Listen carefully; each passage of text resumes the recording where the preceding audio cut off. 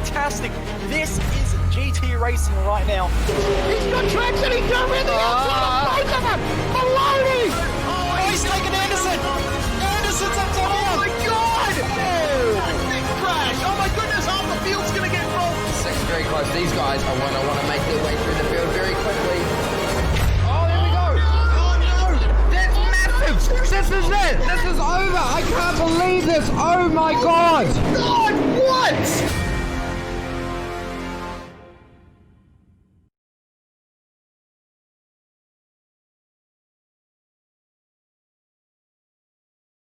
Welcome one, welcome all to SimSpeed TV. As we zoom into the state of Florida and then go straight to Volusia Speedway Park for round one of the ASC series. This is Australia's premier sprint car championship.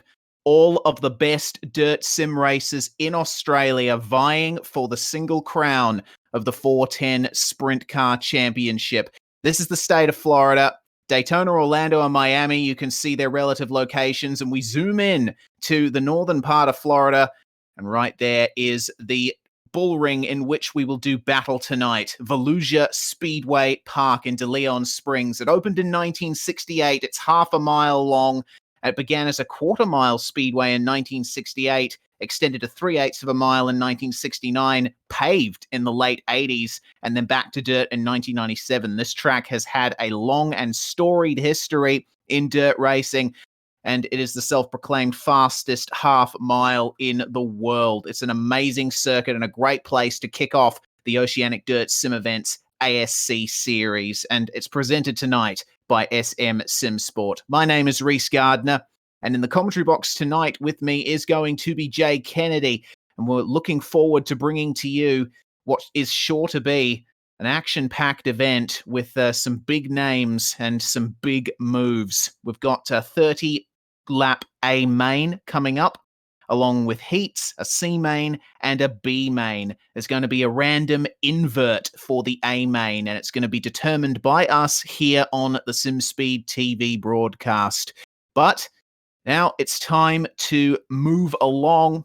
Jay, it's fantastic to get into the dirt sprint car stuff again with the 360 Power Series some time ago, and also the Australian Wingless Sprint Invitational Series that we've been broadcasting recently on SimSpeed TV. Now we put the wings back on and we jack it up to 410 cubic inches. I cannot wait for this to get going. 100%. Looking forward to this. As soon as we had the slot ready, straight away Bob put his hand up and said, let's do this. Let's get going again. It's been just on 12 months since we finished the last ASC, so it has been a little bit of a break. But we remember how competitive that last season was. We had Bergeron and we had Tim Ryan go at it. We had Berkeley, a few others all go at it. Well, they're going to go at it again. We've got drivers that have raced in the World of Outlaws Pro Championship. We've got a few other drivers out there that are having their first go in this series as well. It's going to be action-packed, highly competitive. It's going to be a very, very tough night of racing. We're going to end up with the alphabet soup as well. And can anyone come through the alphabet, get themselves into the main from way back in the field, coming through the DC and B main? Yeah, that is the big question on our minds, because it's going to be a long and arduous event for a few drivers tonight. And here at Volusia, there's certainly a lot of opportunities for that to happen. I'm certainly looking forward to seeing how Joel Berkeley stacks up, because he won the 360 Power Series. Unfortunately, despite a fantastic run from Tim Ryan, he was unable to hold on to the championship lead, and Joel Berkeley snatching the title with the win at the final round. So now we've got 50 extra cubic inches to play with in these sprint cars, and certainly looking forward to seeing what he can do. I mean, I'm looking at the names that we have in here. Harry Stewart's back. Brenton Hobson's back. We got Daniel Hardigan, Lewis Hewitt, Devin Butts, along with David Heileman, Ethan Bastian, And another driver that is turning up in this field is my former co-commentator of the 360 Power Series. Cameron Dance is racing for Slick Sim Sports in the number 6. I'm interested to see how he goes because he's certainly got some experience in dirt racing, and he has raced at the Pro Championship level too. 100%. He's actually going to join us in each practice session throughout this championship as well to talk us through the track, and so we get a bit of an understanding of the circuit, what to look out for, and where the track will evolve, and what the drivers will be trying to do as the night progresses as well. So we'll get that. The drivers also changed from last season, have changed from the 360 series as well. Practice, 2 laps. That is all they get for the night before they're into qualifying. So they've got to be very, very wise, very, very careful about how they do their 2 laps and how it plays out. Because if they go too hard too early, do too much, they will be in all sorts of trouble later on in the night. Yeah, they absolutely will, and that's quite the interesting rule that has been introduced for this one. Maximum of 2 laps, and if you do more than 2 laps in practice, you get an end of line for your heat. So, yeah, don't do more than 2 laps in practice, guys. But I'm sure the drivers would have been testing very heavily throughout the week leading up to this race, and they'll be very well prepared. Qualifying only 2 laps as well. It's a 4-minute session for that. And among other things, we also have the top 4 invert for the heats happening as well. So the driver that sets the fastest time in qualifying will not be starting on pole for their heat. Mixes things up a little. Definitely does. It's going to make it very, very interesting. Adds an extra little spice element to the racing throughout the night. It's going to be very, very hotly contested. The drivers are keen to go. The admins are keen to go. We're very keen to go. We are not far away from getting the cars out on track to start practice. So we are not far away from starting this bad boy up once again. I'm really looking forward to it. And the last time we saw 410 sprint cars on SimSpeed TV, I believe, was the Invitational at Lernerville, I believe it was. That was quite the event for sure. Lernerville with the no wall around the outside of the turns. We certainly saw some drama there in these big, powerful, brutish cars. But coming to Volusia, it's got a few extra elements that some tracks do not have in the dirt racing scene. Volusia has a curved back stretch. It's actually in a D shape. So it's beneficial in a battle to stay low out of the second turn. You can use some of that fresher clay down on the bottom of the circuit once the groove has started working its way in. Generally, the high line will work really well around here because Volusia is very fast and very wide, but you need low wing to make it work. You need a car that is not too oversteery, can't make the rear end too nervous. And the control line as well is going to come into account. We have a very well-defined control line that we will go through very shortly. But for now, Jay, we are joined by Cameron Dance, who is going to help us out to understand Volusia a little bit. Yeah, Cam, talk us through what you look for at this circuit. Talk us through how this track plays out. What is the key to getting some good times around this circuit? Yeah, obviously it's a fresh track, so it's going to be pretty straightforward at this stage, just trying to perfect your line and set yourself up for qualifying. Also, only got a limit of 2 laps here, so you're trying to make sure you're hitting your marks and all that sort of stuff and avoid everybody around you. But yeah, it's really all about just making sure that you're ready and prepped for qual with the perfect lap as best as you can, and also getting an eye on what the track's looking like possibly, and whether it's wearing in various different areas or not. In terms of the high line versus the low line, we're looking at the practice session right now and seeing you bring it into the pits. Using the low line when the track is fresh, but that line is going to start moving up the circuit as the night goes on. Yeah, so it'll be interesting to see what happens here tonight. We've seen in previous races, whether it be in the 360 or wingless stuff, it's been more dominant towards the top, but who knows what might happen. We might see the middle come in, or possibly even the bottom. And in terms of working the track in order to pass someone, There's a few places you can try it out here at Volusia, but one of the pitfalls of this circuit is the exit of turn 4, and we caught a glimpse of it when you brought the car in. There is a giant barrel signifying the pit entry that juts out onto the ideal line. When you're coming into turn 4 and setting up a new lap, you need to be careful to avoid that. Yeah, you certainly do, and it's going to be one of those things if anybody's running right up against that inside fence in qualifying, or even when the track started to slick up and you're trying to find a bit of moisture on the track, is you have to be careful of those tyres and those barrels that you really don't want to hit them, as they've claimed a number of victims over the years. They certainly have, and in terms of the High Line as well, when, if any, should we see it come into play later on in the night? I mean, you've obviously got to make a few changes to the aerodynamic setup of your car before you can ride that High Line properly. Certainly, there's a little bit of setup involved into making sure that the car's going to be able to handle that high side of the racetrack. But yeah, I think it'll probably come in towards when we get into the consolations and probably the feature. It'll be interesting to see what happens, or it might even come in a little bit earlier when the final few heats start to roll around. But yeah, it's going to be regardless. It'll just start moving further and further up the track, but the bottom might still be there even in the later parts. All right, Cam, well, qualifying is now underway. We'll let you go, and you can give it a red-hot go at setting your times. Thanks for joining us, mate. Thanks, guys. Cameron Dance there in the number 6. Formerly alongside me in the booth, now racing in this series. Well, Jay, now it is time for things to truly get going. The drivers only have 2 laps in the following 3 minutes and 30 seconds to stake their claim for this pole position in the heats. And the whole sorting out of the field throughout the night is going to begin. Currently, David Heilemann is sitting on top of the timesheets, but Bob King has just beaten him.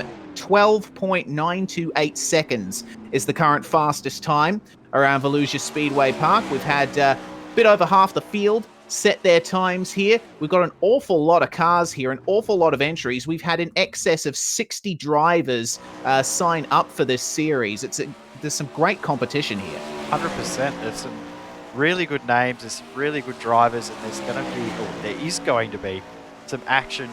There's a lot of rivalries as well within this field too. We've got some drivers that don't necessarily get along too well that are going to be matched up against each other throughout the night as well. So expect that to add an extra little spicy element too. So looking forward to seeing how that plays out. Of course, featuring all of the drivers' custom numbers as well. So all the drivers, we actually had 4 different drivers register their intention to run car number 15. So we've actually accommodated that as well into something with this series too, which is pretty cool to see.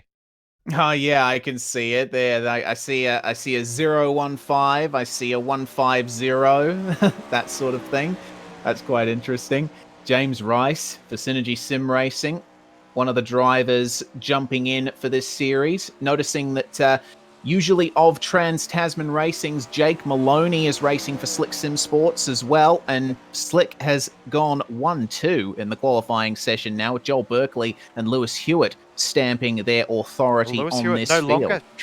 No longer Slick, so he's now a privateer. My apologies. So, yeah, no, that caught me by surprise too. Late in the World of Outlaws World Championship Series, that no longer a Slick driver, but how close are those times? What have we got? 2/10 separating the top 30. Yeah, that's crazy, and that's the kind of times you can expect. The kind of spread around a half-mile circuit such as this, and loving these aerial views of the track, you really get a sense for the scale of this venue, and you see the groove starting to form there up in the middle of the track. You see the darker clay as you go more towards the top of the circuit. Just below that, where the clean clay begins down the bottom, that is the optimum line that the drivers would like to run. You got to run that compacted clay a little bit, especially early on in the night, to get some good grip. Yeah, throughout the night that will move along, and then by the time we get into our main event, we'll see everything change, and all the drivers will be doing completely different things. So that will be cool to see as well. Now, we're not far away from heat number 1 though. No, certainly not. The qualifying session only has about 20 seconds left in it, and all the drivers, as far as we can tell, have set their times. And it's an incredibly big spread of cars here tonight, and a very mixed up field as well. Brenton Hobson getting into the top 5 in terms of lap time, which is really good to see. Brenton in the number 88, driving for Synergy Sim Racing, has certainly shown some good form in these dirt events. But now it's time for the Heat 1 grid. Daniel Hardigan is going to start on pole with the top 4 invert. Zachary Fellon is going to join him on the first row of the grid. Jake Maloney and the 360 Power Series champion Joel Berkeley in the number 9 starts in 4th. Carl Williams and Aidan Hall are 5th and 6th. Zach Masters and Corey Steinhauser make up row 4. Corey Steinhauser racing for Speedway Memes Motorsports. Josh Barry and Nash Granger rounding out the top 10. We got a 12-car field for this heat. The maximum grid in a heat is 13. It's going to be rounded out by Zach Howell and would have been Hayden Cardwell, but it looks like Hayden has not been present in the server. So it's a bit of a shame that we're not seeing Hayden Cardwell race, and certainly we know the kind of form that he has, and he's shown a lot of it in the 360 Power Series, but certainly we're going to have a good race on our hands here with Maloney and Berkeley there on the second row. 100%. It's going to be very, very close, very tight, with a good mix of drivers throughout the field. So a good mix of pace. As you said, Hardigan starting from P1 for what would be normally 4th position with that top 4 inversion. So that will mix up the field a little bit. And Fellon, Maloney, Berkeley. Actually, there's a lot of drivers in this field that are very, very quick. So it's going to be a really competitive first heat. The first heat of the championship is going to be hotly contested, and this is only the start of an 8-round series. It's going to make for a spicy, spicy season. Yes, indeed, and can't wait to see how it all pans out over the course of the 8 weeks that we'll be racing. And speaking of 8, that is the number of laps that every heat is going to be, and the top 4 finishers will move through into the A main directly. So we'll have to keep close attention to that 4th place transfer spot. It will be very hotly contested. Definitely will. Always where we see the most action. The first second battles, not necessarily the best battles we see.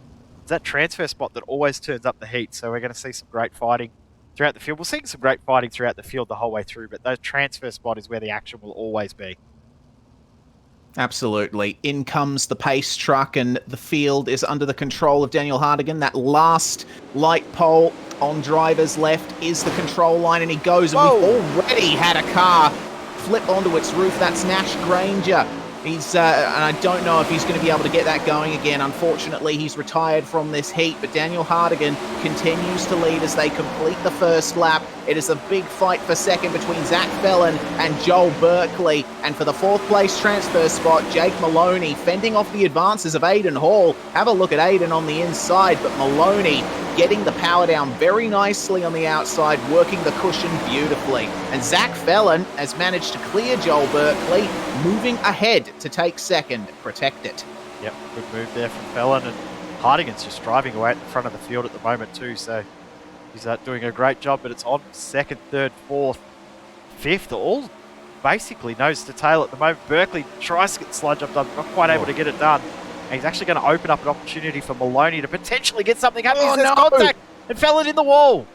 Oh, it's a big shame there. Berkeley going very hard into the corner and whacking Fellon in the left-hand side, and that put him straight into the wall. Joel Berkeley slows down, and I think that is to redress that position, escape the wrath of race control. Well, that's allowed Daniel Hardigan to break away here, and the battle for 3rd, Aidan Hall, is now fighting incredibly hard versus Jake Maloney, and it's going to be white flag this time by Daniel Hardigan. It seems it's untouchable there out the front, but Maloney almost getting passed by Aidan Hall. Have a look at Aidan's entry into turn 1. It's incredibly good.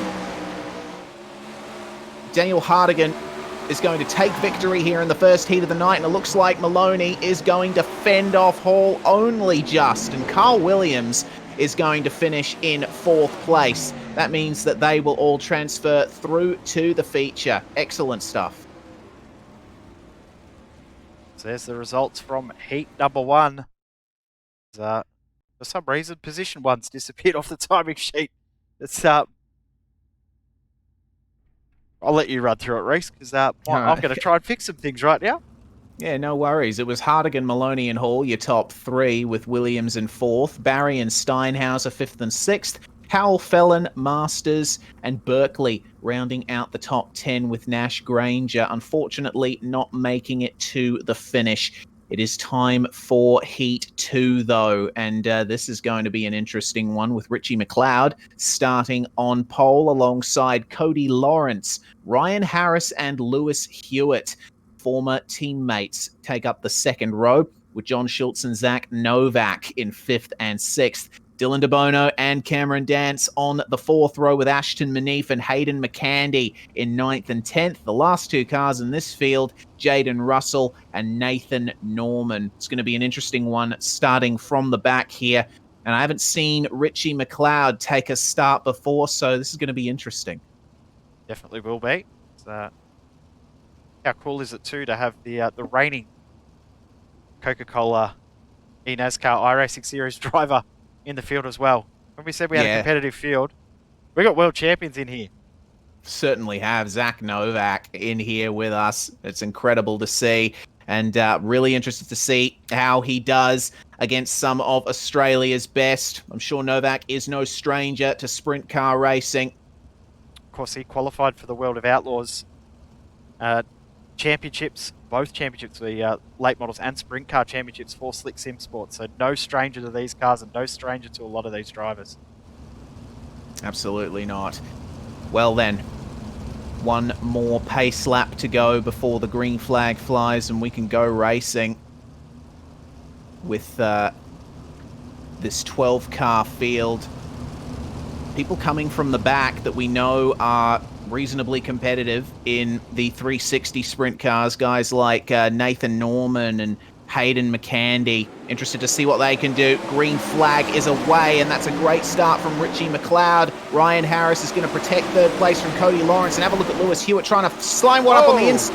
Novak. God, that's Novak on his roof. He's managed to get going again, but that was some big contact. Looks like there was another incident between Ashton Manif and Dylan DeBono there as well. So now, here we go. Richie McLeod still leads, but for 5th and 4th place, it is certainly on John Schultz, putting the pressure on Cody Lawrence, and Ryan Harris up the inside now. He's tried to do the slide job there on Lewis Hewitt. They make contact. They're going to switch places again here coming into turns 3 and 4. Richie McLeod, I think, doesn't care about any of that. He is not troubled at all. And there's another move between Harris and Hewitt.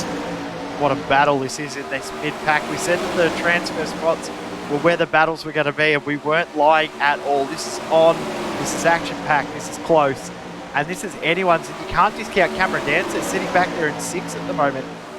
He could potentially steal something away from these guys, or just hanging back waiting because he knows that something is going to happen. You can sense something big's about to unfold in this pack.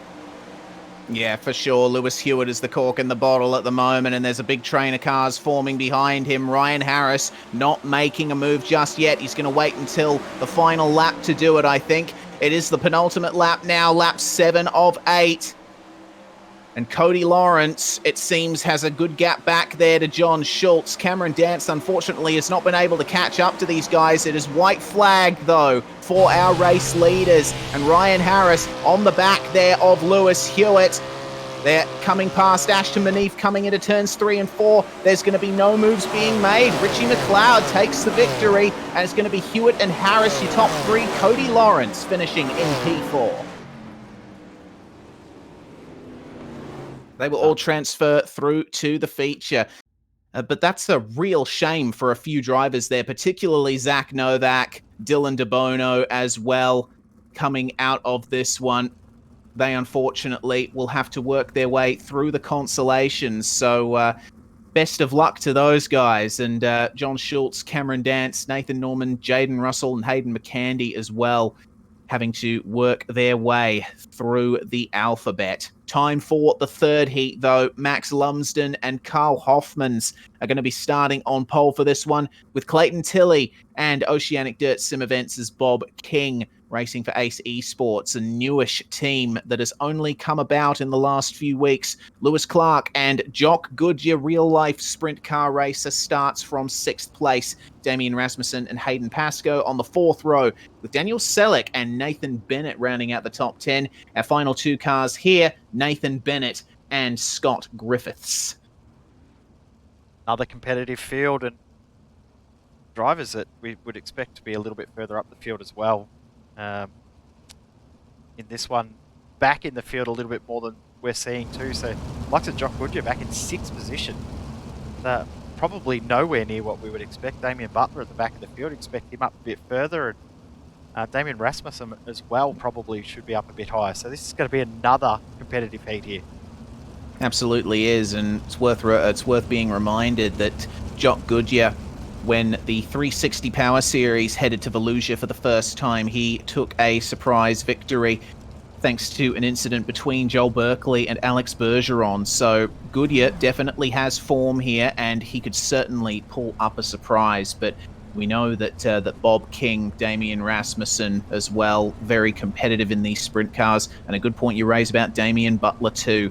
I've known Damien for an incredibly long time, racing for United in this series, but starting all the way from the back, what can he do? The pace truck is in. Max Lumsden controls the field. They pass the control line, and we are away for Heat 3. It's a great start from Lumsden, and trying to lunge up the inside was Clayton Tilley, but he's been swamped by the drivers on the exit of turn 1. Bob King now coming through to try and take 2nd place with the slide job, but Carl Hoffman's responding incredibly well. 2x2 into turn 1, and that's contact for King. He's been set back slightly, and Clayton Tilley slides back a few more positions as well. Have a look at Jock Goodyear coming down there on the inside. Oh, he's going to have a red-hot go of it, but Hoffman's responding again. They're trading places again. And this seems to be the pattern in these heats, with our leader just running away from it while everyone else battles. And oh my goodness, contact between Hoffmans and Goodyear. They both managed to keep it going, though. Goodyear is not done with this. And have a look at Bob King trying to come back up on the inside. It's now a 3-car battle for 2nd place. And Rasmussen's not far away. Look at that next pack too. Rasmussen, Selleck, and Tilley. Remember, Tilley started this race in 3rd. He's now all the way back in 7th. He's still got good pace. Oh no! Hoffmans! Oh my goodness, big crash for Carl Hoffmans, and that's almost going to be terminal damage for that car, I think. Oh, big incident between Tilley and Daniel Selleck in the back as well.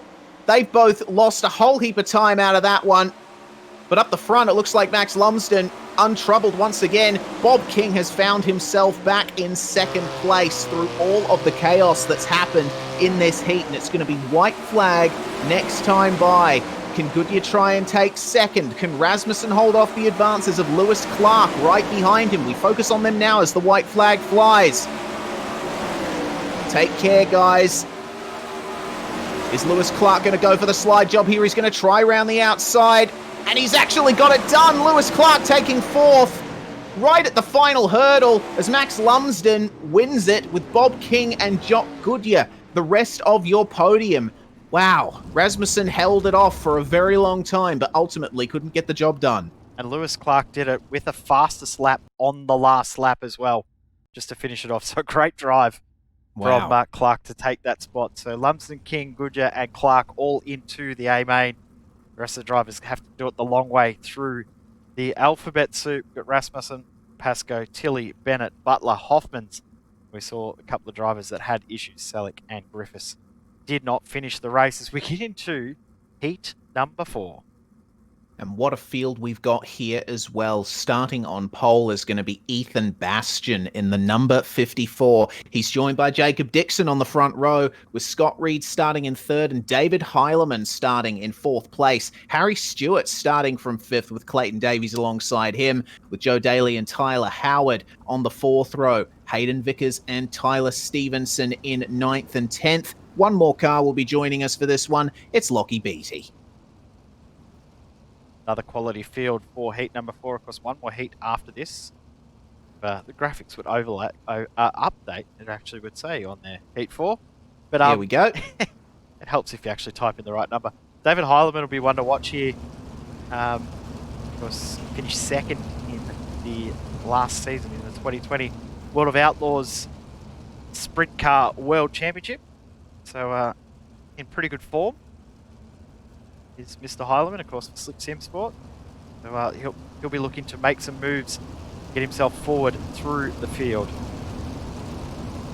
He absolutely will, but I think Ethan Bastian, with the mastery that we've seen from him in the 360 Power Series, he certainly got what it takes to win this heat, and he would have been observing what was going on. The leader seems to get a very good jump off the start, and from that point on, unless they make a mistake, there isn't much the other drivers can do as they battle amongst themselves. Well, in comes the pace truck into the pit lane at Volusia Speedway Park.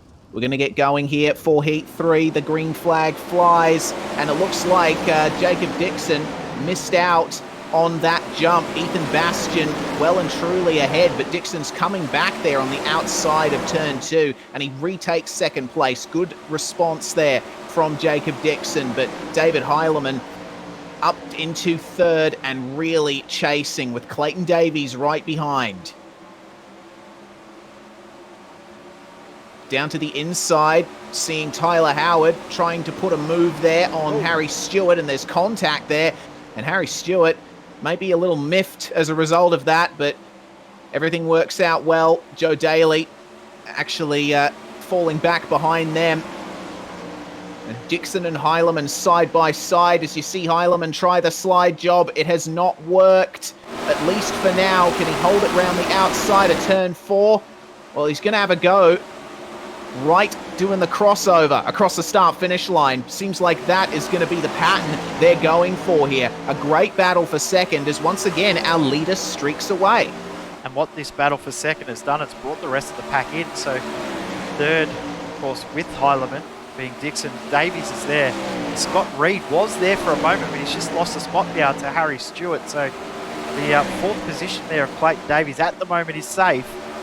But I must say that Heilemann's pace means that he could get to Bastian at the moment, because he is mega quick and gaining in bulk tenths of seconds right now. Yeah, he is. He was a tenth faster than Bastian on the last lap, and it's white flag this time by, so Heilemann doesn't have many chances left to make this work. Bastian is working the groove very nicely here, but Heilemann is going to go all the way down to the inside, try the slide job here on the inside. He's not going to maintain the momentum. Checkered flag. Ethan Bastian wins the fourth heat of the night. David Heilemann in second. Jacob Dixon and Clayton Davies are the rest of your top 4 who will go through into the feature. I got to tell you, Harry Stewart may very well be disappointed with that one. I think he was one of the drivers that was thinking, hey, I deserve to be up there. Yeah, 100%. Sebastian, Heilemann, Dixon and Davies all into the A main. Harry Stewart will be up the pointy end of the B main, though, finishing in 5th. So that's a positive to take out of it. We'll have a chance of being up the pointy end when it comes time for the alphabet to roll around. We've got Scott Reed, Tyler Howard, Lockie Beattie, Hayden Vickers, Tyler Stevenson, the top 10. And then over the page to Joe Daly, the last of the drivers in Heat 4 as we get into Heat number 5. We do indeed, and Devon Butts is going to start on pole position alongside James Rice, who we briefly saw in the qualifying session. Brad O'Brien and Brenton Hobson on row 2. Synergy Sim Racing with a double outside line start here. Aaron Kelly and Callum Davidson on the 3rd row, with Braden Shute and Mitchell Broom down in 7th and 8th. Cooper Dunn and Bryn Stewart round out the top 10. And lucky last is Adrian Lamacchia for Harris Engines Racing. Will be interesting to see what he can do from that last spot on the grid. But we do know that Devon Butts, James Rice, Brenton Hobson, Mitchell Broom, all very skilled, all in contention to win this one. But Brad O'Brien and Aaron Kelly can certainly do it as well. 100%. This is another very, very open heat. Literally, looking at the field, you could think that there's, literally 11 drivers that make it in. to the top 4 here because they all have good pace. So this will be a really, really hotly contested final heat of the night. It's going to get spicy. We'll see who can come out with the victory here. It's going to be a tough one. Yes, indeed. Half a lap to go under pace conditions then. Devon Butts in the coveted pole position start, and it'll be expected that he'll make a good jump here, waiting for the green flag. Away they go, and it is a great start from Devon. Streaks ahead of the field as they come into turn 1. Slight technical issues for Brad O'Brien, but he parks it on the outside and stops the advancement of James Rice. That's going to bring Brenton Hobson into it. So Hobson briefly trying to take third, but losing that momentum on the outside once again. Very close fight for second place as Devon Butts, it seems, has the gap down. Oh, big contact there between Davidson and Kelly. That's going to bring Braden Shute in here. He could take a top 6.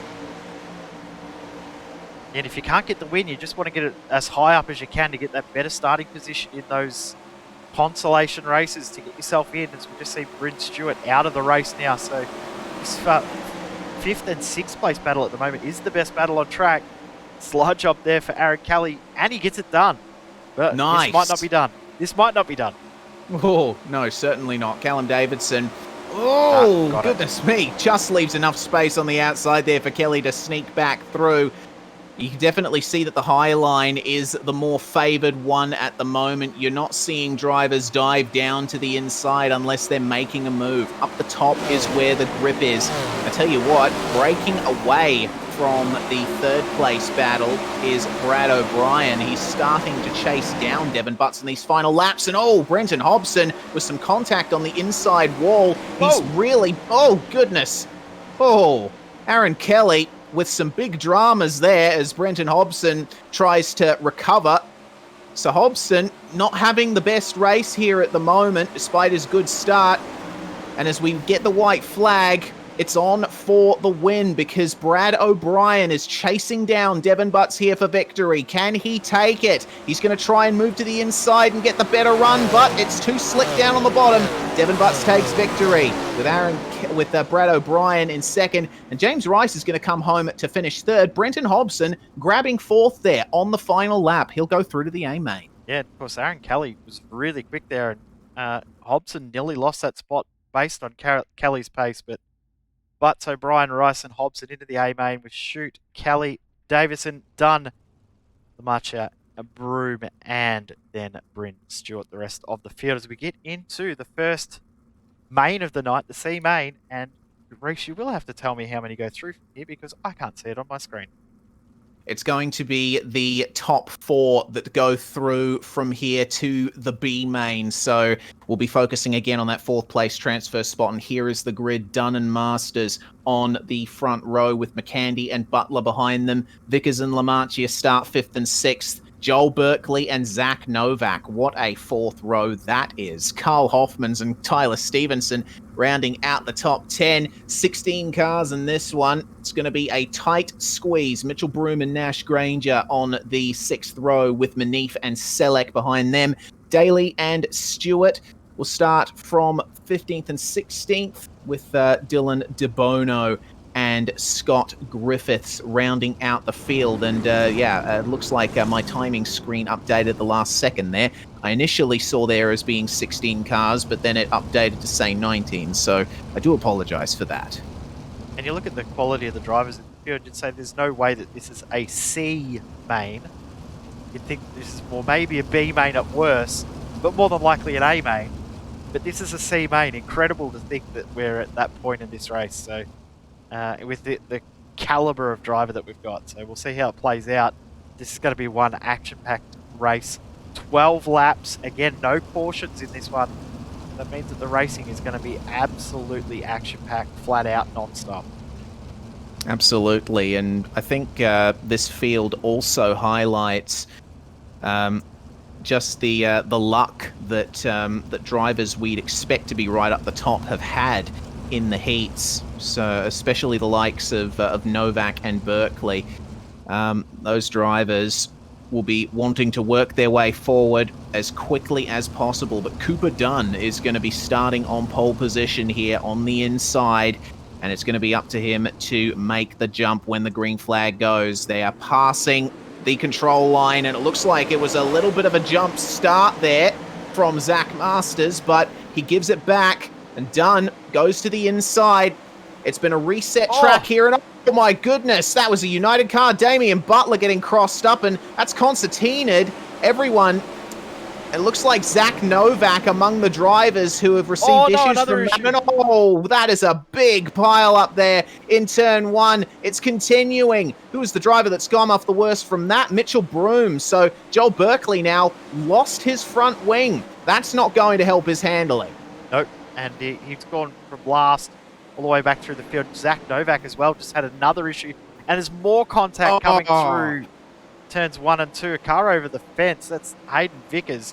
His night will be done, but we'll go back to the transfer spot because that is where the key action is. Joe Daly, Daniel Salick, Ashton Maneve, all trying to close in on Nash Granger, who's pulled away from this field.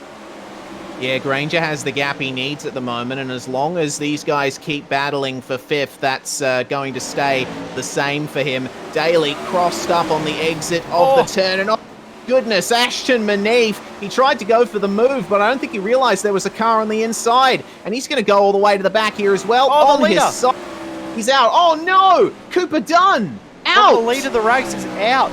So Joel Berkeley's going to come from last, and he's now in the transfer spot. How? My goodness. I don't believe this C-Main. Hayden McCandy is now leading with Adrian Lamarchia battling with him for the lead. And my goodness, he keeps trying the slide job there on the inside. Nash Granger, though, trying to fend off against Berkeley. How is Berkeley going so fast with no front wing?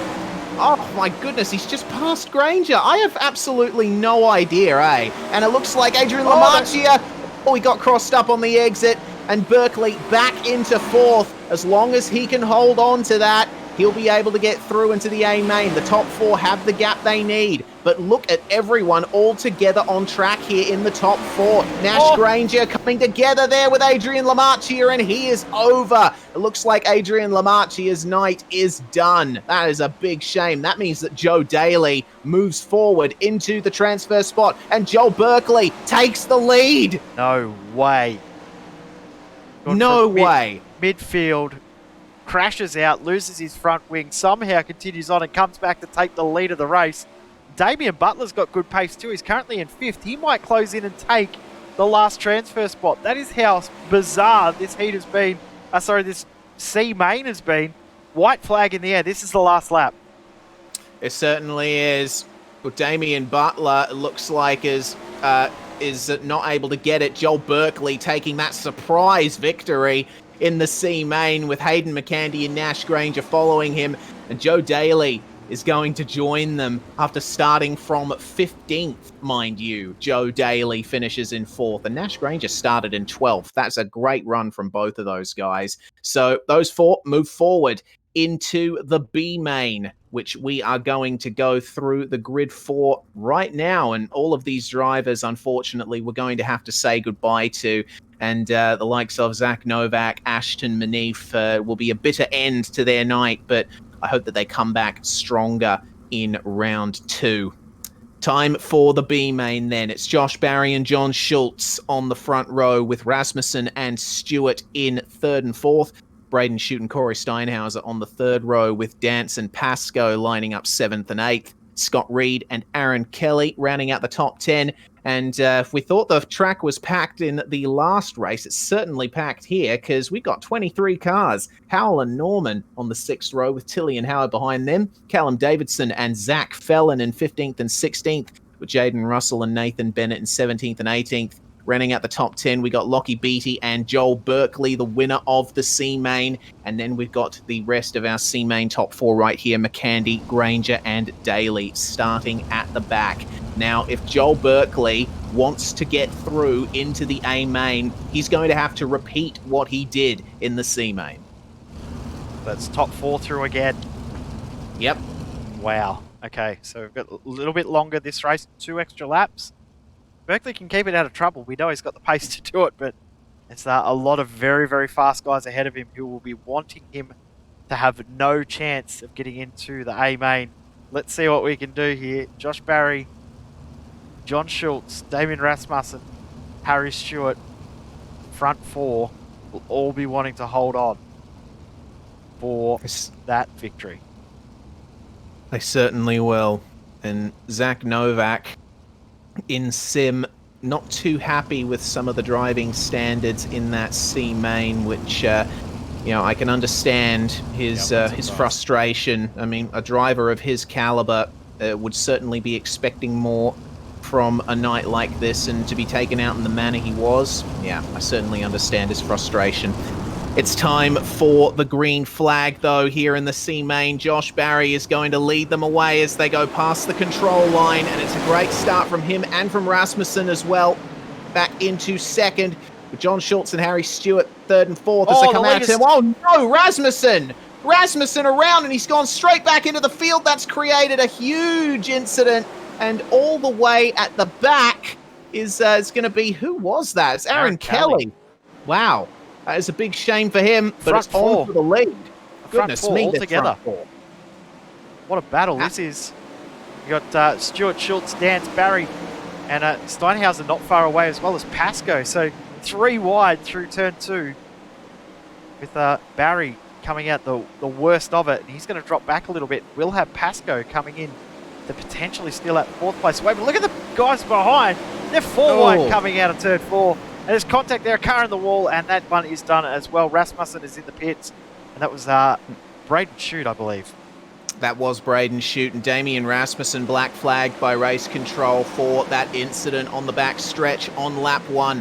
Harry Stewart, though, is still leading as we see a battle for position 6. Corey Steinhauser getting passed there by Callum Davidson for that 6th place. Up the front, Harry Stewart seems untouchable. He's was running the low line initially, but now he's switched to the high line, testing it out. A bit of oversteer on the exit of the turns as well, which is certainly not going to help. Hayden Pascoe is going to be chasing down that top 4 transfer spot, but he's got an awful lot of pressure behind him there from Callum Davidson, who might get a good exit round the outside. Have a look at Joel Berkeley as well. He's right with these guys. He could get past them here on the outside. Berkeley rounds them beautifully and takes both of them. My goodness. What a move. Get both spots in one go. One foul swoop, takes both, and is now a legitimate chance of making it through the alphabet, getting into the A main. Josh Barry will be absolutely holding his breath now, trying to hold on. 6 laps to go. Berkeley running the very, very shallow line, and he looks like he might have that hooked up because he is closing in very quickly. Yeah, using the high line in the final couple turns as well. That's what's translating into that great pace. But Barry covering the inside, forcing Berkeley to go high again. Parking it there on the outside. Berkeley, though, getting the best exit down the back stretch and trying the slide job. Is he going to be able to hold on to it? Yeah. Yes, he will. And it looks like Barry on the slick clay, unable to keep that moving forward. So Joel Berkeley has pulled off another miracle tonight. What a good move. What a recovery. If he can hold on to this spot, that'll be a fantastic drive, regardless of what he does when it comes time to the A main. The fact that he could make the A main from being so far back, incredible. So Berkeley now in that spot, with the battles behind. Of course, they're still fighting for points back here, and it could be crucial come the end of the championship as to where people finish. If you've got a bad night, getting the most out of your bad nights can potentially get your positions in the championship. So we'll see what these guys can do here. Davison, Pascoe and Tilley all together.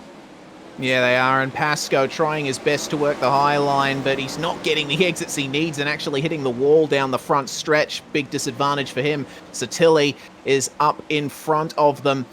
Meanwhile, I can see that... Oh, Berkeley spun! Joel Berkeley has spun from 4th. Made it. He's going to keep going. Just made it, but he's going to have to... Whoa, my goodness me.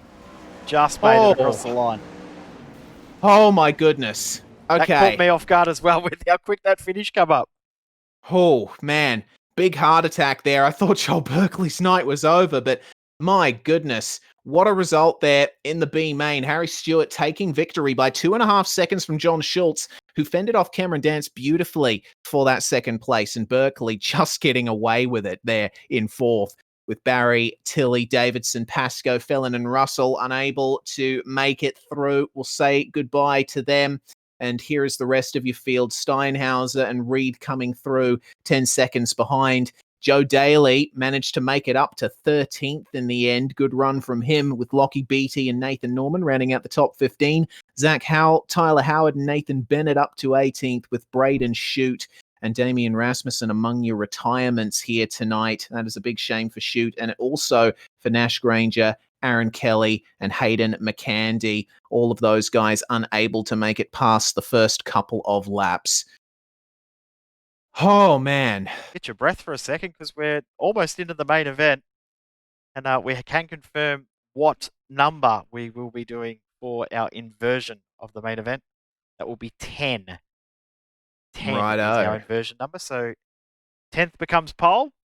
Pole becomes 10th. So we finish second in heat number 5. We'll be on pole. And that was Brad O'Brien. Hey. Brad O'Brien is going to start on pole for the feature here at Volusia Speedway Park. And man, I cannot wait to see the full makeup of this field, because we're certainly in for an intense 30-lapper here tonight.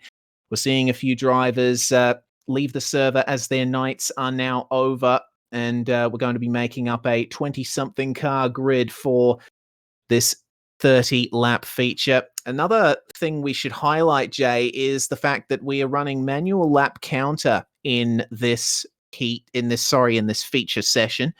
And the cautions will all be manually done by race control. So Brady Baldwin there in the race director's box has full control over what goes on out on track. He can also decide whether or not restarts are single file or double file. They're going to be single file if the caution happens in the last 10 laps, or if it's right after back-to-back cautions. Yeah, exactly right. It makes a big difference as well. It's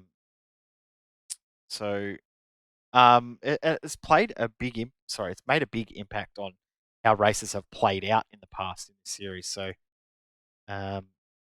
we'll be interested to see how this race goes with how many cautions we do see. And we've seen through different series as well that the manual lap count, the cautions not counting, and the manual cautions can play a little bit of a factor, because, if there's two guys at the back of the field that are already laps down that would normally bring out a caution, you won't see a caution come out for that sort of stuff. So I like the manual cautions being thrown. It does add a very, very nice element to keep the racing probably a little bit more cleaner. And those 50-50 ones that iRacing sometimes will recognise as an incident that you can carry on with, we will carry on with. We certainly will. Which should certainly result in a lot more drivers able to race harder for longer. Well, wow. I mean, I can't believe the intensity of the racing that we've had tonight. And for 30 more laps of that, I don't know if my heart is going to last.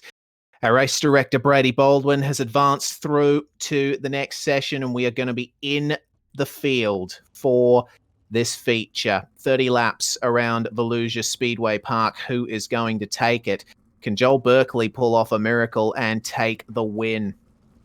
That would certainly be quite the run for Mr. Berkeley, but we got to remember there's plenty of other drivers in this field who can just as easily take it.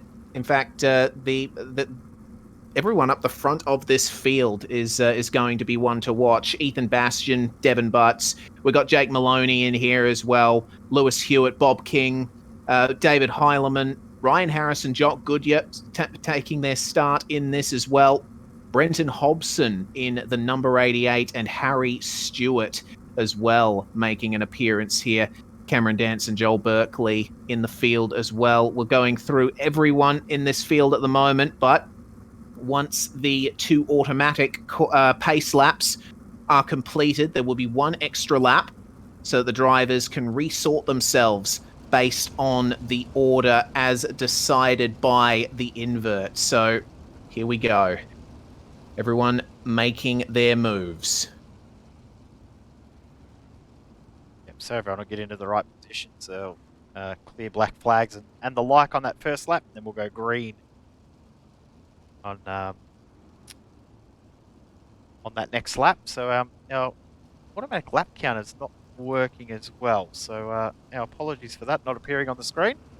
But we will keep you updated as much as we can throughout this one. We'll do our best to keep an eye on how many laps have been counted, and we'll have that working for next week, because with the two broadcasts back to back, it won't leave us any time for that last little second of testing that we rushed through today to get everything sorted and ready for the broadcast. We've had a couple of little tech issues, so we'll have that sorted for next week. We certainly shall. Well, we'll wait and see. And Brady Baldwin is going to keep us updated as well on how many laps there are to go. We'll be made aware of that, I'm sure. The pace truck has gone into the pits, but now there's going to be one more lap here for the drivers before they properly get going. Brad O'Brien starting in that pole position, and he has elected to start from the inside.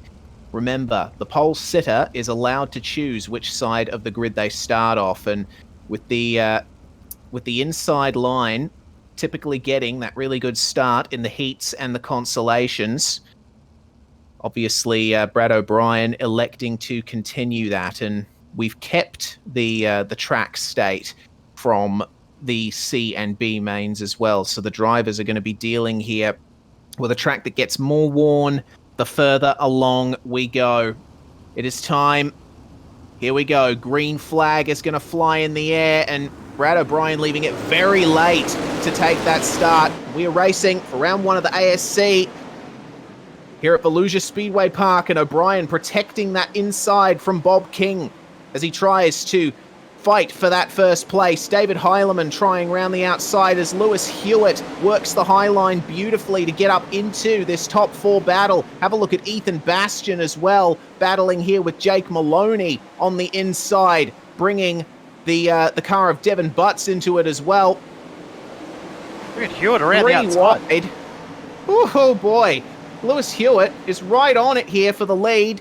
Oh, and there's a bit of contact further back in the field. Aiden Hall has managed to find the wall. He has kept going, though. And Lewis Hewitt, my goodness, I was not expecting him to make that kind of advance this early on. He takes the lead. He's using the high line beautifully, which is something that we've seen from him before at these fast tracks. He likes to run that incredibly high line. Yeah, the guys that can really run right up against the wall and do it smoothly, make big moves. Joel Berkeley already up into 13th position. He's already up 11 spots in just 4 laps of racing. Beautiful run from Joel Berkeley. We'll see what he can do from here. He's currently mired in a pack with Daniel Hardigan, Jacob Dixon, Ryan Harris, and Brenton Hobson too. He tries to sneak through on the inside, and that's some transitions between... Oh my goodness! Oh! Now, that was Jacob Dixon that managed to go right over the fence. He's found his way back onto the track, but on his side, it's not going to work out well for him. It looks like we're not going to see a caution for that. Joel Berkeley now up into that 11th place and up into 10th now, for he has just passed Daniel Hardigan and working his way past Jake Maloney as well. There's Maloney on the inside. Joel Berkeley running right up to the wall. These drivers put the right rear into the wall at just about every opportunity, and how they manage to keep going, I will never know. Yep. So next target for Joel Berkeley is Jock Goodyear, who's fighting with Devin Butts for 6th place. David Heileman now fastest lap, closing in on Lewis Hewitt. So that gap is closing and closing quickly. We are now 10 laps into this race. We are just starting to get in a bit of a rhythm now. And drivers starting to make their moves as well. As you can see, Berkeley in the 9th, but Jock Goodyear as well, also trying to make some moves. Have a look down the inside there. Joel Berkeley's pace is very good right now.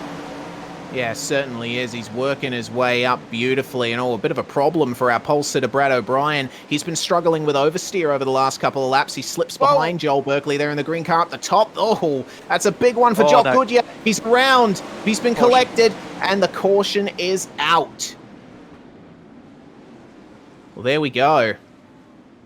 big incident, and Joel Berkeley has had perhaps the best 12 laps of his life there, working his way all the way up now into the top 10.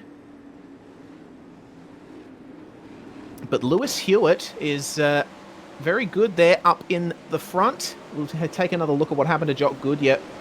He just suffered a bit too much oversteer on the entry and got fully cleaned up there by Daniel Hardigan. Fortunately, they managed to keep going. These 410 sprint cars are incredibly tough. And there's the view from Hardigan. There's Goodyear. Bam! There he goes. Now, unconfirmed, I believe we've got 18 laps to go. We shall see how the drivers work in these last 18 laps of this race. Lewis Hewitt has held the lead brilliantly since he took it. But David Heilemann has been piling on the pressure for sure.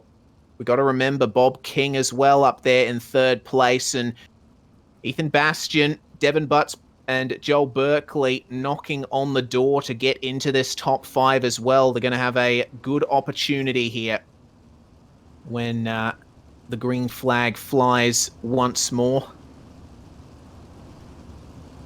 But Hewitt's form, I think, has been, aside from Berkeley, some of the best we've seen in this race. Hewitt's previous results tonight were a 4th place start and a 2nd place finish in Heat 2. So to come from that to be leading the feature with such a spectacular move around the outside, certainly something to appreciate. Yep, 100%. So, been some really good driving in this heat, especially when you consider how much biff and barge there was in the early heats of the night. To see how clean this race has been so far has been really good to see. Let's hope we can keep it going as we go green once again. A good jump there by Lewis Hewitt. He's going to go straight up to the high line as Bob King leads the charge down low with Richie McLeod just behind him. Joel Berkeley is going to put a move there on Ethan Bastian in the background and work his way up ever further. I think that's going to put him up into 5th place at the line, but he's going to work his way around the outside again. Excellent job. And there's some contact in the back. I think that's Brenton Hobson that has come together with Ethan Bastian. And Hobson, unfortunately, back down outside, almost outside the top 10. David Heilemann briefly taking the lead from Lewis Hewitt, but a failed slide job has put him all the way back outside the top 5 now, or just on the verge of the top 5. So Hewitt maintaining the lead. It looks like Joel Berkeley making his way up into 3rd. He's worked the outside line once again. Have a look at Joel Berkeley's pace. He's just running so beautifully round the outside, right onto the back of King now. Yeah, and also Heilemann as well, looking really strong. You can see the drivers there right up against the wall. That being Hewitt, Berkeley, Heilemann, and Ryan Harris as well, also doing a good job. He's on the inside. Devin Butts on the outside also doing a good job too. So we are past the halfway point. From my count, we've done 17 laps. All right, and the caution's just come out now. And it looks like Jock Goodyear has exited the server as Brad O'Brien finding his way up above the fence. Be very interested to see what happened there. Replay, thanks to our friends at Modem Simulation. So what happened to Brad O'Brien here? I think that's Goodyear up behind him. Worried about a cameraman that we've got positioned just there on the outside. Yeah, I worry about him sometimes too. Oh, just turned in a little too late. Yeah, he's going to get run over. Yep. Oh no, rest in peace. Brad O'Brien with an ignominious exit from this race, and certainly not the result he would have hoped for after starting from pole position.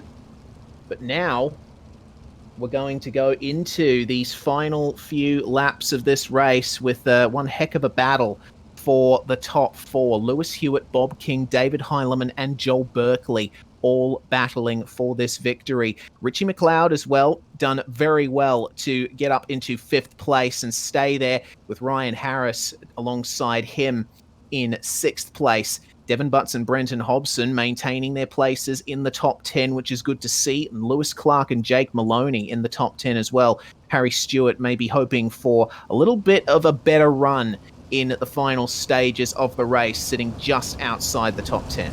must say Maloney is a very underrated dirt driver. I don't think he is ever given as much credit as he deserves for his skill driving on dirt tracks. We know how good he is on the road side of things. We know how good he is in ovals as well. Very, very good oval driver, but the dirt stuff, he doesn't commit to it anywhere near as much as I would like to see him do, because he has the potential to be one of the best in Australia, I think. Just doesn't commit as much as he does to other series. Well, it's good that we are seeing him here tonight and getting a taste of what Maloney is capable of. We're going to get the green flag once again. Lewis Hewitt's going to lead them away for what we hope is the final caution. Right contact between himself and King that has backed them all up. And David Heilemann shoots into the lead of this race. Bob King is going to have to recover from this one. And Berkeley doesn't have many places to go other than that extra high line. Up into second is Richie McLeod, and he has everyone knocking on the door behind him. He tries to go mid-track. Can King go up the outside? Berkeley's almost in the wall. My goodness, what great racing we're seeing here. And David Heilemann has, wow, what a surprise, right into the lead. And it looks like he's starting to streak away. Lewis Hewitt, Bob King, and Joel Berkeley are going to have to work extra hard. Yeah, Hewitt will be disappointed with that. Bob King, Lewis Hewitt, both on the front row of the restart, came together. They both just V-lined for the same piece of track. You couldn't put blame on either one of those drivers because they both had the same idea to try and cover each other off in interlock wheels.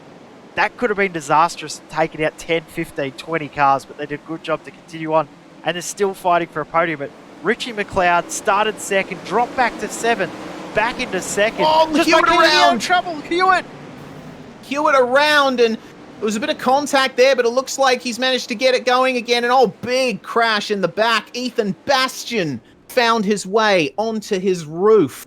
That was, I think, a separate incident to what happened to Hewitt. We'll get a replay of that and then hopefully an update on how many laps there are to go.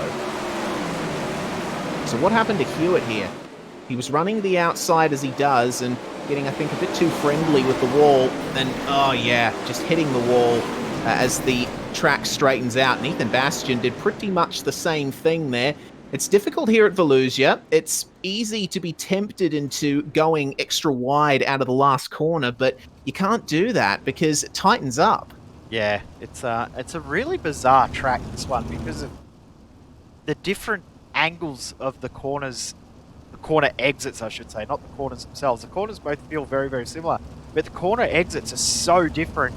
As we said in the pre-race, Exeter Turn 2 continues on and flows into turn 3 because it is still a corner the whole way through. There's no actual straight between turns 2 and 3. But the exit of turn 4 and onto that front straight tightens up very, very quickly, and it can catch drivers out, especially drivers that may find themselves in a position they haven't been in previously in the race, which we just saw from Lewis Hewitt. Same that we see in a lot of other races where you're tucked in behind another car or you're leading and you then drop behind another car, then you make a mistake, or you change position from where you've been in a long time in a race, then you can make mistakes from there. So that's what I think we just saw there from Lewis Hewitt. Just made that little mistake because he hadn't been as comfortable being behind other cars, especially for a long time. So he had been in the lead for so long. I think there'll be 8 laps to go. Yeah, we're going to spend a total of 9 laps under caution here. Heilemann on finishing his lap 33 minus 9. That is 24. So it's going to work out. 7 to go, 8 to go. Either way, we're going green. I think, yes, 7 to go as we are green, and Heilemann holding the outside here. It's going to be a very quick finish to this one. Have a look at Richie McLeod working the inside. He's on the very slick clay down on the bottom and getting a very good exit down the front stretch. And have a look at Bob King as well, scything his way past Joel Berkeley and Brenton Hobson, who's managed to find his way up into 5th place in the midst of all of this. Richie McLeod side by side with David Heilemann. He is not making this easy. Richie McLeod could come home here with a surprise victory. Oh, maybe if there's conflict between Bob King and David Heilemann with another caution. So Bob King just got into David Heilemann ever so slightly on the exit. He's trying to flip it back over, but I think that might be Bob King's night over. Here's what happened to them. Was coming out of the second turn. So there's Heilemann and Richie McLeod battling just up ahead. Heilemann working that outside. It looks like, Heilemann actually came downwards off the exit of the turn, a bit of oversteer, and that contact just concertinaed into a big flip for Bob King. And, this is big. David Heilemann has been given an end-of-line penalty by race control, so he's going to go all the way to the back of the grid. What a painful thing to happen to David Heilemann. Of course, what this means is Richie McLeod still leads, but Joel Berkeley up into second, Brenton Hobson in third.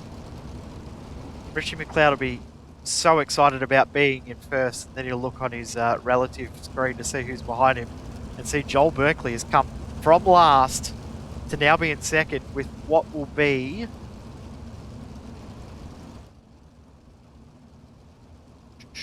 maths not working tonight. 4 laps to go.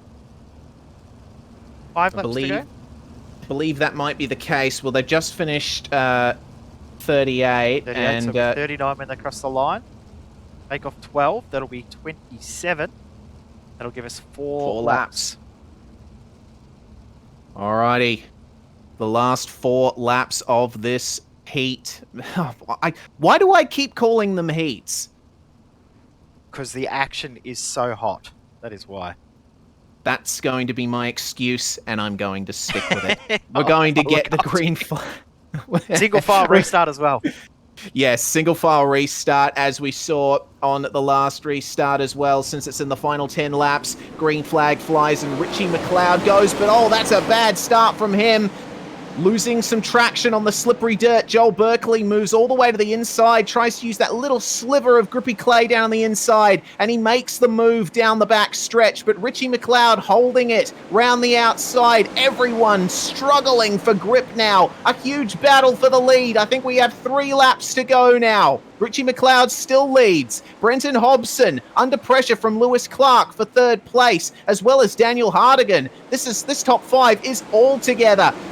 Richie McLeod with 2 laps to go, just holding off Joel Berkeley. Berkeley losing a bit of momentum there in the mid-corner. Can he maintain it down the back stretch? McLeod stays ahead. I cannot believe what's happening at the moment.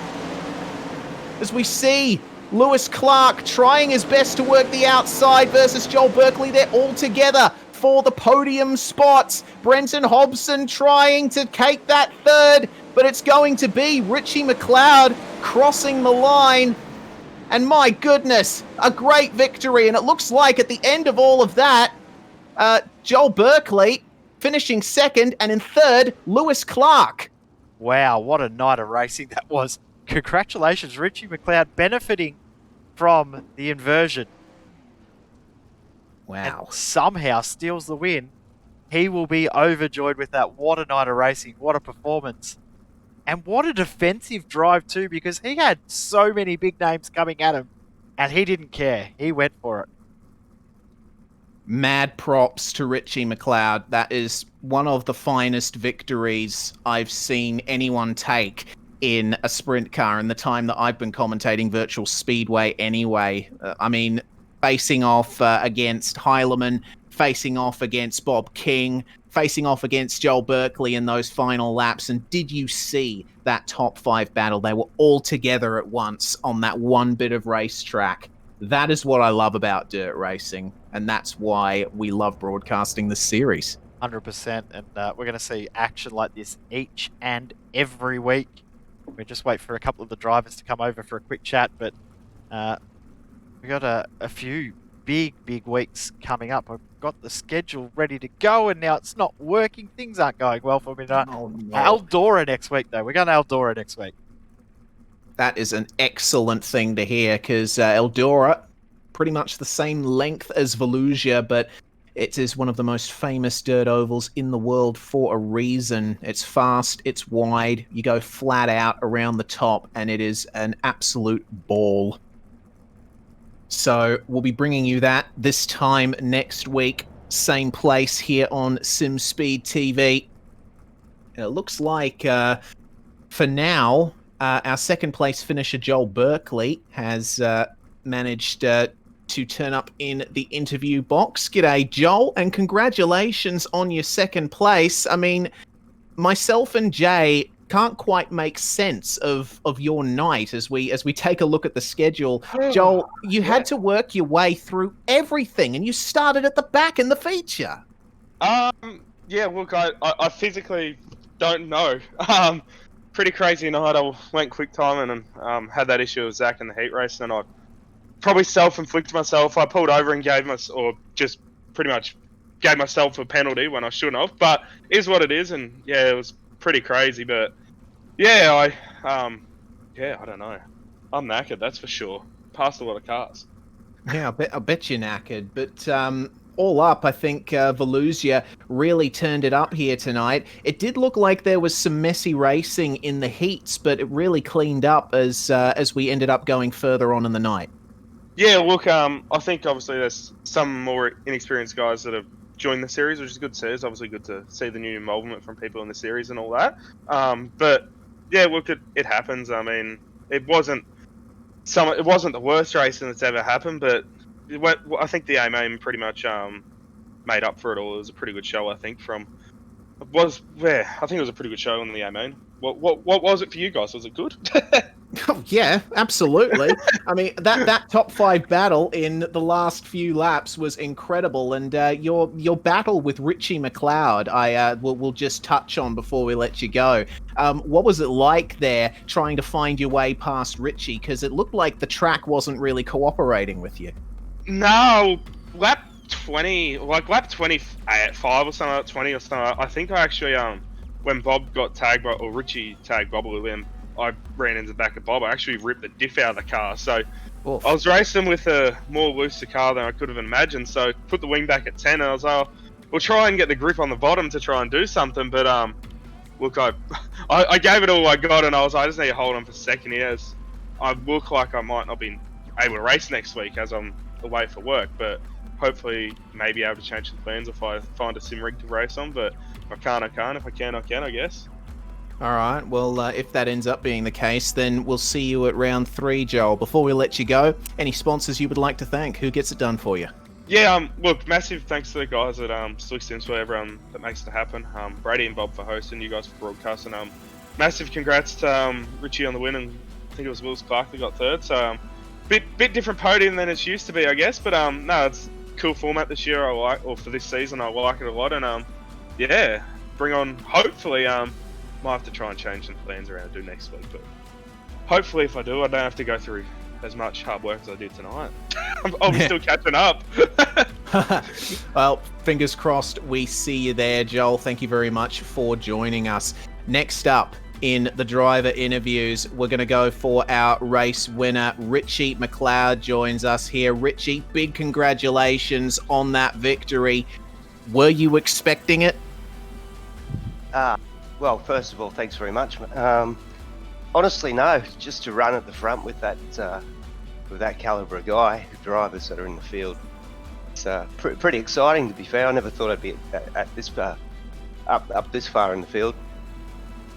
Well, you certainly did well to hold off all of those advances, and it looked like the track was working a bit in your favour, because we did see that there were some issues for Joel Berkeley and troubles for David Heileman and Bob King as well. But as the race wore on, as the track wore out, how did you find it? Because it seemed like no one was able to find their way past you in those final couple laps. Yeah, I think what those guys, they went searching, they went up top, and they sort of got themselves into trouble. Whether or not they clipped the wall, I'm not too sure. But I sort of stayed to the middle and to the bottom most of the race. The car was really good through the middle at the end, and I thought if I could just hit my marks, it'd be pretty tough for anyone to get around me. So yeah, but fair play to Joel to come from the back of the grid to to get to the lead. Wicked racing with those guys, really good fun. So yeah, just thanks to all those guys for good racing, you guys for putting on the broadcast, Bob, and obviously Brady for putting the whole thing together. looking forward to the next one.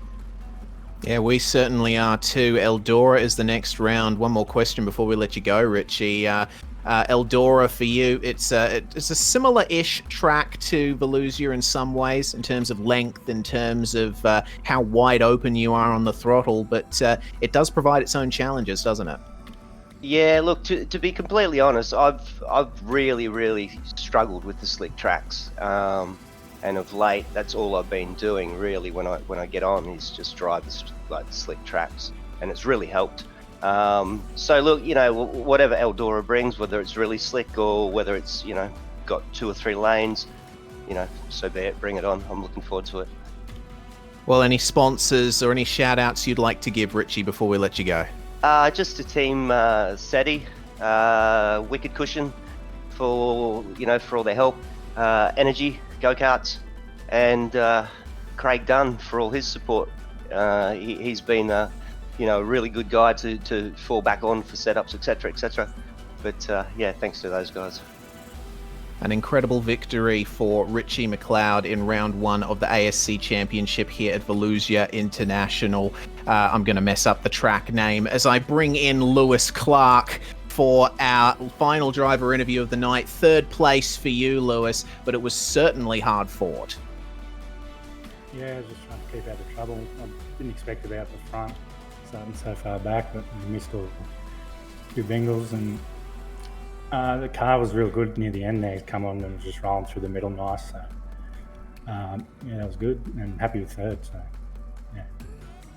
So, with you saying how good your car was there at the end, you're obviously going for a setup that would allow you to be quickest on that slick track, because it seemed like there were a lot of drivers that were struggling there in the final few laps. I threw a few things at it before the final.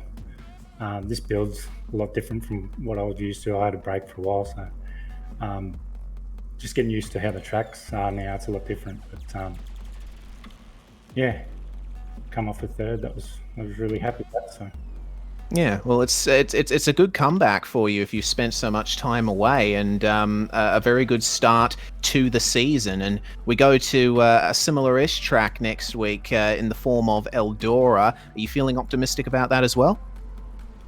I'm good now. So I haven't run Eldora since the new build, so I'll give that a go during the week, and we'll see what we can do there.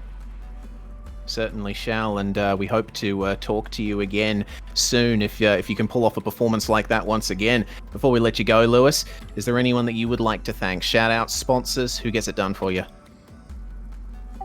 Just all the boys at Ace Esports and all the sponsors, P1 Race Gear, Bunbury Kitchens, and yeah, thank you. Thank you very much, Lewis Clark. The final of our podium finishes here tonight in the ASC Series at Volusia Speedway Park. Well, that brings to an end proceedings for tonight, Jay. What a way to start the new season. I'm pumped. Yep, cannot wait for next week already. Guys will already be starting to test as well, because they now see how competitive the field is. A lot of hard luck stories, but a lot of really cool stories to come out of the racing tonight. And to have 5 cars literally separated by a car length coming in with 1 to go, what more can you ask for in a series like this? We're going to see a really cool season. Bring on Eldora. It's going to be an awesome remainder of this championship. It indeed is. Many new drivers coming into this championship and mixing up the field. So who is going to take top honours at Eldora? Can Richie McLeod bring off a 2nd surprise victory? Can Joel Berkeley break through to take his first victory of the season? Or will we see Lewis Hewitt, David Heilemann, and Bob King, among others, break through for victory? We'll find out. Same time next week here on SimSpeed TV. We hope you join us, and we want to thank SM Sim Sport for their support, bringing you the feature tonight, the 30 laps at Volusia. I'm Reese Gardner, Jay Kennedy joining me in the commentary box. It's from all of us at SimSpeed TV. Bye for now, but not forever. We'll see you next week at Eldora.